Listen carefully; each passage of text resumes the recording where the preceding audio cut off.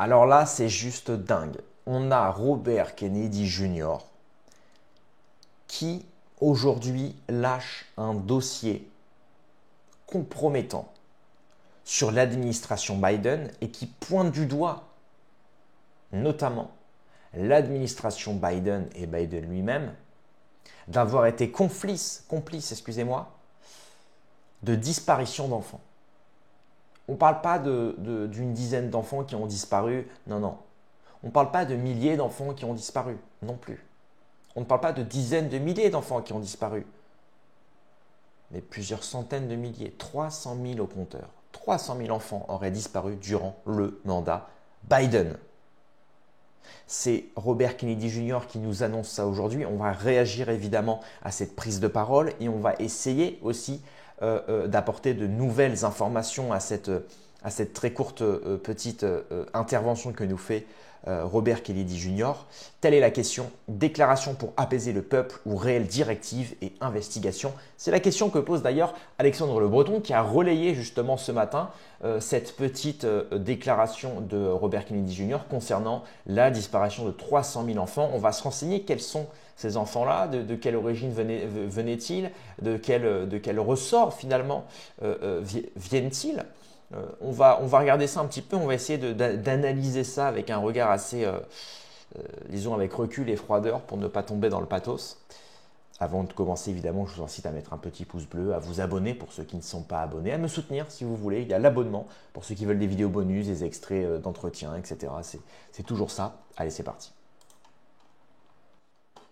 We have ended HHS as the role as the vector, the principal vector in this country for child trafficking. And during the Biden administration, HHS became a collaborator in child trafficking and for sex and for slavery.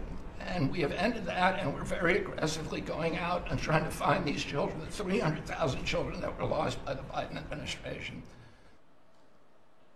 Voilà, donc c'est un extrait très court. Alors évidemment, il y a une vidéo un petit peu plus longue que j'ai trouvée, mais elle n'est pas sous-titrée. Donc Robert Kennedy Jr. nous dit clairement, voilà, nous sommes arrivés à la conclusion que le HHS, on reviendra aussi sur le HHS, j'ai demandé à Grok précisément ce que c'était, et voilà, ils nous disent clairement que c'est le Department of Health and Human Services, c'est une agence fédérale américaine qui gère la santé et les services sociaux, incluant Medicare, le CDC, la FDA et la prise en charge des mineurs migrants via l'ORR. Robert Kennedy Jr. accuse le HHS sous Biden d'avoir perdu environ 300 000 mineurs non accompagnés entrés aux USA entre 2021 et 2024. Donc là, on ne parle pas effectivement d'enfants qui ont disparu, d'enfants américains qui ont disparu comme ça. On ne parle pas de kidnapping, non, non. On parle d'une association, et on parle de plusieurs associations qui seraient venues en aide donc à des populations, donc des personnes mineures d'origine étrangère qui n'étaient pas nées sur le sol américain et donc qui ont été accompagnées pour justement être prises en charge, obtenir des soins. Et donc c'est le principe d'ailleurs des mineurs, comme ils n'ont pas de parents, ils sont un peu voués à eux-mêmes, donc il y a des associations qui leur viennent en aide, qui les aident à avoir un logement, qui leur aident à avoir justement des aides sociales, etc. Bref. Donc là, on se rend compte que 300 000 personnes mineures n'ont pas été accompagnées et qui sont quand même rentrées aux USA entre 2021 et 2024, donc durant l'administration Biden, les rendant vulnérables à la traite ou à l'exploitation en raison d'un mauvais suivi après leur placement chez des parents. Et là, souvenez-vous, on rejoint exactement plusieurs points, notamment le cas de la France avec l'ASE, souvenez-vous, avec l'ASE, où il y avait eu le fameux cas, justement, souvenez-vous, de ce militant LFI qui s'appelle Pierre-Alain Cotineau, si je ne dis pas de bêtises, qui était un militant LFI, qui était aussi activiste dans une association LGBT, qui venait en aide justement à des personnes mineures, et finalement, on s'est rendu compte qu'il était à la tête d'un réseau de PEDO. Donc là, c'est juste dingue. On se dit, en France comme aux États-Unis, c'est la même. C'est simplement pas les mêmes, bref. Et donc la deuxième chose assez importante, c'est de se rendre compte, et là, moi je ferai ça certainement dans une prochaine vidéo, parce que pour l'instant, je n'ai pas encore suffisamment d'informations, mais il faudrait voir qui subventionne ces associations qui viennent en aide aux mineurs migrants ou étrangers qui viennent sur le sol américain et qui devraient être normalement placés chez ce qu'on appelle des parrains. Parce qu'on a exactement le même cas en France finalement, avec l'ASE et pas que. Je ne connais pas tous les organismes sociaux qui viennent en aide justement aux gens, aux mineurs ou aux étrangers, etc. Mais souvenez-vous que la plupart, notamment en France et notamment en Europe, la plupart des associations qui viennent en aide aux migrants, qui viennent en aide aux personnes les plus démunies, qui sont souvent d'origine étrangère ou qui viennent en Europe de manière clandestine, c'est souvent des associations qui ont derrière des mécènes. Par exemple, Georges Soros, qui est un milliardaire proclamé de gauche, mondialiste, progressiste, etc., qui donne des millions d'euros à des associations dans le but de faire venir des migrants en Europe. De manière évidemment purement parasitaire, parce que c'est une sorte d'humanisme. C'est le principe d'ailleurs d'un soi-disant philanthrope, c'est de donner de l'argent pour dire « Regardez, il y a des gens mineurs qui partent de leur pays parce qu'il est en guerre ou parce qu'ils ont perdu leurs parents ou parce qu'ils sont, etc., etc. » Bref, ils jouent sur le côté humain, voilà, pour dire voilà, il faut les faire venir en Europe, mais sans aucun projet derrière. C'est les faire venir, leur donner des aides et finalement, ils vivent de manière complètement parasitaire. Ce qui, d'un point de vue humain, ne devrait pas déranger puisque voilà, on tend la main, etc. Mais d'un point de vue rationnel, c'est quand même des gens finalement qui ne produisent pas, qui ne consomment à peine et qui finalement nécessitent une grande main-d'œuvre. Donc ça, c'est un point évidemment intéressant. C'est pour ça qu'en France, on a travaillé le sujet. D'ailleurs, je vous recommande le livre d'Alimoudine Ousmani, justement, qui parle de ces réseaux-là d'aide souvent aux migrants, etc., qui font venir justement des migrants en Europe et notamment en France, avec les milliardaires comme Georges Soros derrière. Et de l'autre côté, on a effectivement aux États-Unis, et là je ferai le dossier certainement dans une prochaine vidéo, sur qui finance ces groupes-là. Donc on voit que Robert Kennedy Jr., il s'impose comme finalement une sorte de sauveur. Une sorte de sauveur. Il dit voilà, 300 000 mineurs non accompagnés entre aux USA. Et donc il dit même que ce chiffre vient d'un rapport de 2024 pointant des problèmes administratifs, manque de convocation judiciaire pour 291 000 enfants. Kennedy, nommé secrétaire du HHS sous Trump en 2025, dit travailler à retrouver ses enfants et en avoir réuni 5 000. Ce qui est rien du tout, mais ce qui est déjà ça. Voilà. Donc maintenant, il faut se rendre compte d'une deuxième chose. La deuxième chose, c'est, est-ce que vous saviez qui était à la tête du HHS? Parce qu'aujourd'hui, c'est Robert Kennedy Jr., mais sous Trump, vous saviez qui c'était? Vous allez vous marrer. C'était lui.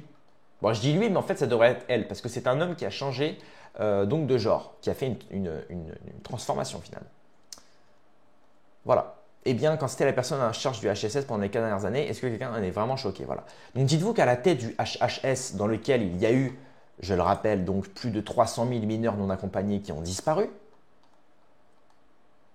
voilà qui était à la tête du HHS. Alors, moi, je ne juge pas le physique, loin de là. Je ne suis pas le premier, mais sociologiquement et statistiquement parlant, c'est quand même louche. C'est quand même louche de mettre à la tête du HHS, qui vient en aide justement aux gens les plus démunis, des mineurs, souvent migrants, etc., et qui ont besoin d'aide, qui ont besoin justement d'une figure, d'avoir mis à la tête du HHS cette personne-là. Je ne vais pas dériver plus parce que je ne veux pas avoir de problème, mais je vous laisse mettre votre avis en commentaire, dans le respect, dans la légalité, bien évidemment. La suite de ça, pourquoi je vous parle de ça? Parce qu'effectivement, quand on va sur le site de la Maison-Blanche concernant justement la protection de l'enfance, on y trouve quelque chose d'assez intéressant. Qu'est-ce qu'on y trouve? On y trouve effectivement, parmi les nombreuses mesures de Donald Trump, on y trouve, dans les actions présidentielles, la protection des enfants de la mutilation chimique et surgique. Alors, je ne vais pas rentrer dans les détails, excusez-moi, parce que c'est des sujets assez touchy, pardon dans l'anglicisme, mais globalement, voilà, c'est une protection qui vise justement à protéger les mineurs du changement de sexe, qui, je le rappelle, aux États-Unis,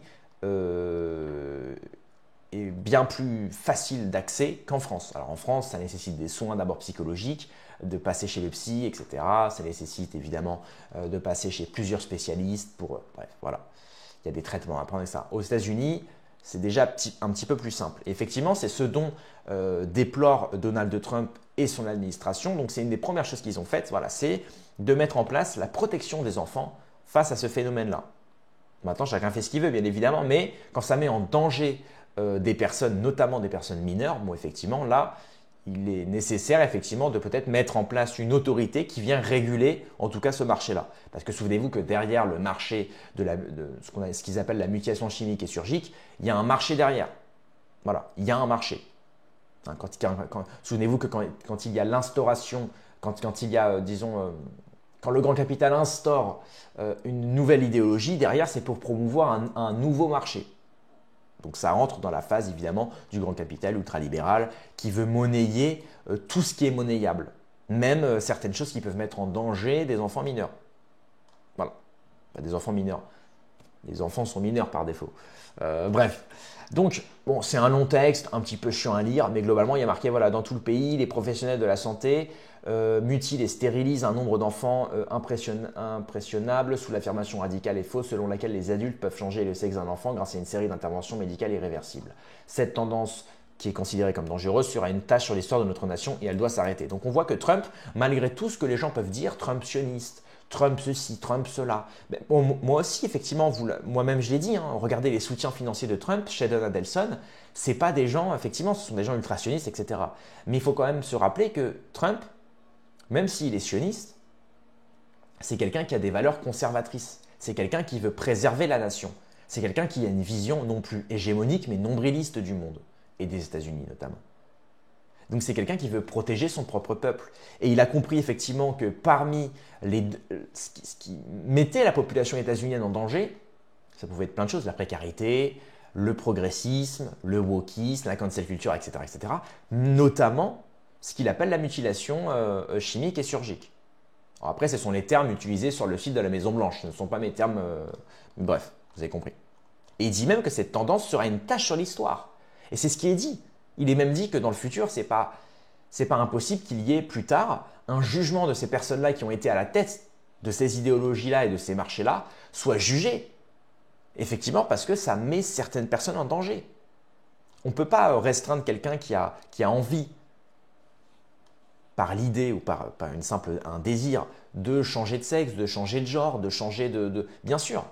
Aujourd'hui, surtout dans le monde ultralibéral, vous le savez, ultracapitaliste où on monnaie tout, on ne peut pas empêcher ces gens-là.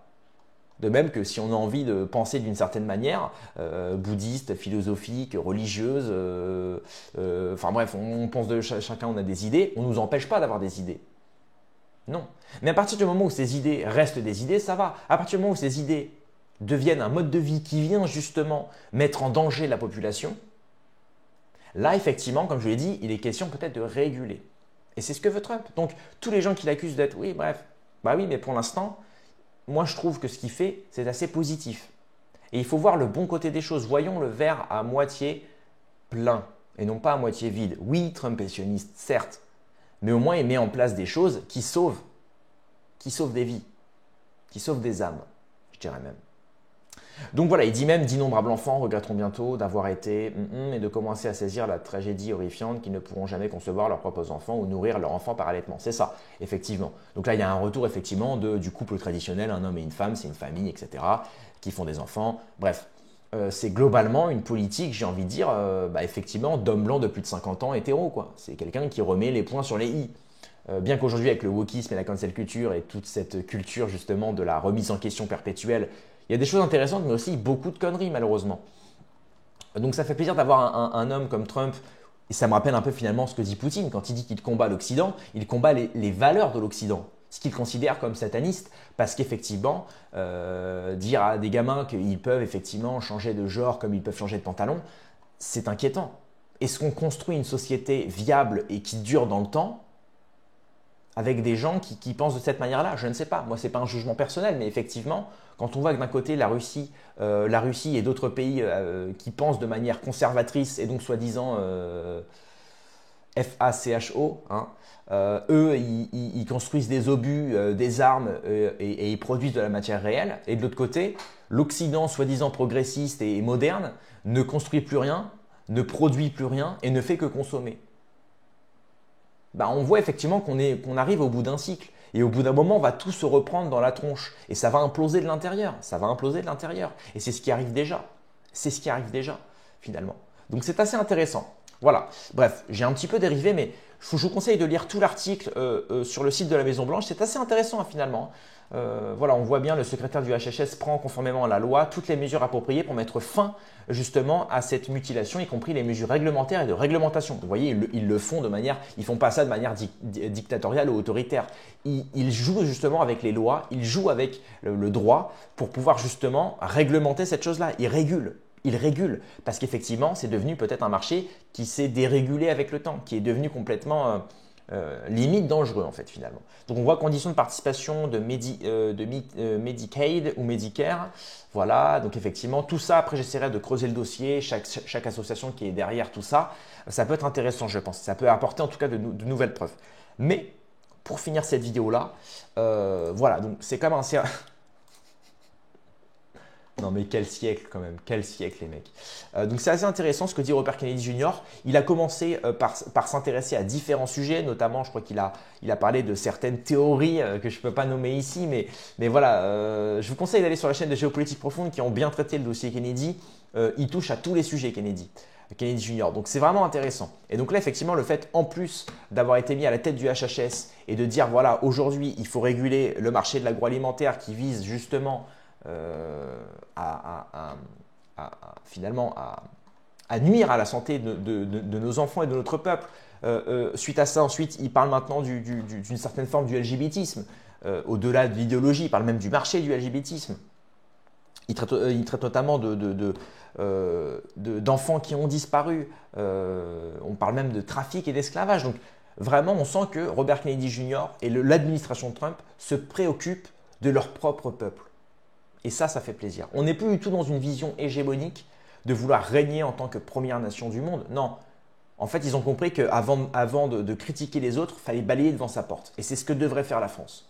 Avant de donner des leçons de morale à la Russie, aux États-Unis ou à je ne sais qui, on devrait balayer devant notre porte. Voilà. C'est ce qu'on devrait faire. Donc, même si Trump, effectivement, a des défauts, notamment ses positions sionistes, comme je vous rappelle, et ses soutiens financiers, faut quand même comprendre que, au moins, lui pense à son peuple et se dit qu'effectivement, en tant qu'États-Unien, d'ailleurs, en tant qu'États-Unien, il n'a aucun intérêt à se mettre à dos Israël en réalité. C'est ça qu'il faut comprendre. C'est ça qu'il faut comprendre. Sauf que lui, il a les moyens d'agir, contrairement en France où effectivement, on pourrait dire la même chose de Marine Le Pen. Hein, mais finalement, elle le fait par volonté de représentation du pouvoir et non pas pour acquérir le pouvoir, bien qu'aujourd'hui, elle a été mise hors de la course, disons, hors de piste. Bref, je ne vais pas digresser plus, mais pour conclure cette vidéo-là, Trump, vite, voilà, ça fait plaisir quand même. Même si on ne croit pas du tout en Trump, hein, attention, hein, je ne dis pas que c'est... Mais ça fait plaisir de voir qu'effectivement, eux, ils ont les moyens d'agir. Ils ont les moyens d'agir, ils ont décidé d'agir et pour l'instant, les 100 premiers jours, parce qu'on arrive à 100 jours de l'élection de Trump, ça fait 100 jours qu'il est élu, plus de 100 jours même maintenant, et pour l'instant, il a fait quand même des choses assez convaincantes. Et je pense qu'il nous faut un Trump français. Arrivera-t-il? Je ne sais pas, je vous laisse en débattre évidemment en commentaire. Voilà. Merci d'avoir suivi cette vidéo. Rendez-vous dans quelques heures ou demain pour une prochaine vidéo. Paix et amour sur mes amis et mes ennemis et surtout sur mes ennemis.